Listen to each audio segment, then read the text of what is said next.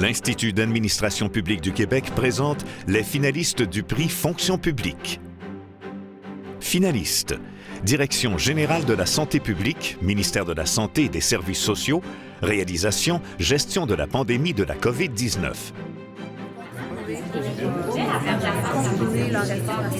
On est environ 200 personnes à avoir tout mis de côté pour se consacrer à la gestion de la pandémie. Jour, soir, fin de semaine. On a misé sur notre talent, notre expertise et notre expérience pour protéger la santé de la population. Je me suis joint à l'équipe de santé publique au début de la troisième vague et je me suis joint à une équipe dédiée, des guerriers, des gens de cœur qui filaient à vive allure. Le travail était effarant. On devait aussi continuer à mener de front tous les dossiers qu'on a habituellement en santé publique. Donc, le travail ardu de nos équipes de prévention, de contrôle des maladies infectieuses et de vigie sanitaire a permis, entre autres, de développer des systèmes de gestion de données épidémiologiques. Et toute cette gestion fine des données-là qui ont été développées est pratiquement une gestion en temps réel de ce qui se passe en termes épidémiologiques au Québec. Et ça a amené vraiment, ça nous a amené à prendre des décisions encore plus agiles et à augmenter notre efficacité opérationnelle. On a réussi à déployer une campagne de vaccination et on est un des pays au monde où on est le plus avancé en termes de vaccination. Et on est aussi parvenu à mobiliser et garder engagée une santé publique malgré un nombre effarant d'heures de temps supplémentaires au courant des 18 derniers mois. Pour chiffrer nos résultats, malheureusement, il faudrait pouvoir compter ce qui ne se compte pas, ce qui n'est pas arrivé pendant la gestion de la pandémie.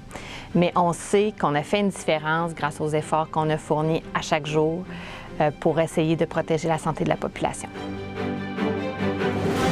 Finaliste, Retraite Québec.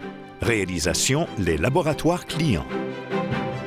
À Retraite Québec, on avait beaucoup d'ambition. On voulait rejoindre le client, on voulait réduire son effort, on voulait accroître son autonomie, on voulait maintenir sa confiance. On a mis en place un programme de l'expérience client.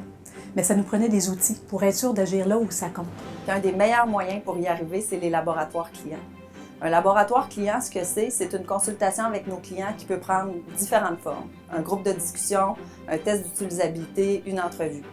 Mais ce qui est novateur dans notre approche, c'est que d'abord, quand on consulte les clients, on crée une discussion avec eux. On tente de bien comprendre l'émotion vécue dans leur expérience client. Ça, c'est différent de ce qu'on faisait auparavant. On a testé toutes sortes d'éléments de notre prestation de service, que ce soit des lettres de décision, des services en ligne, des pages de notre site Web et plus encore. Et à chaque fois, on prend conscience de toute la richesse d'informations que l'on recueille. Ça nous procure vraiment une meilleure compréhension de nos clients.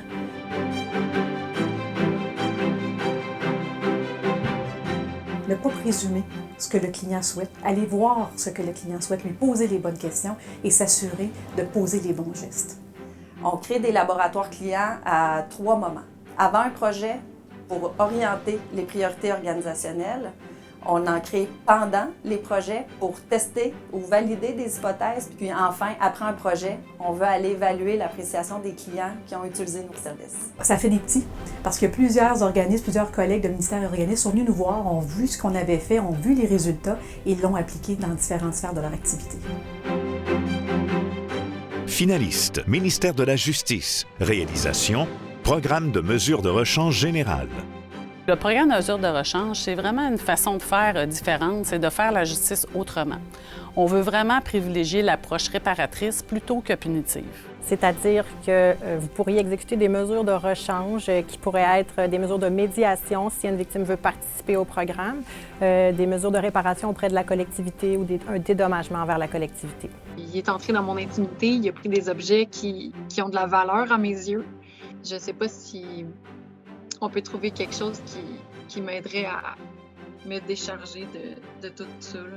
Une personne qui rentre dans le programme de mesures de rechange va voir son dossier déjudiciarisé si elle respecte intégralement le programme. Le programme de mesures de rechange générale a été déployé partout au Québec 1 an plus tôt que prévu et à l'intérieur des budgets alloués. Ce programme est un programme novateur en matière criminelle car il permet la réparation des torts causés, facilite l'accès à la justice et contribue à la réduction des délais. Depuis le début du projet pilote, en 2017, c'est plus de 3000 causes qui ont été admises dans le programme et le taux de succès est au-delà de 90 %. Les clés de notre succès, c'est qu'on a vraiment porté une attention particulière sur la concertation entre les partenaires, même des partenaires qui n'étaient pas naturels pour nous, comme des organismes communautaires. La France a même choisi l'approche relationnelle de notre organisme communautaire Equijustice pour l'appliquer en matière criminelle, ce qui est vraiment intéressant. Le programme se situe parmi les meilleurs à travers le monde et met ainsi en valeur le savoir-faire québécois sur la scène internationale. Les partenaires des prix d'excellence de l'administration publique du Québec souhaitent bonne chance à tous les finalistes.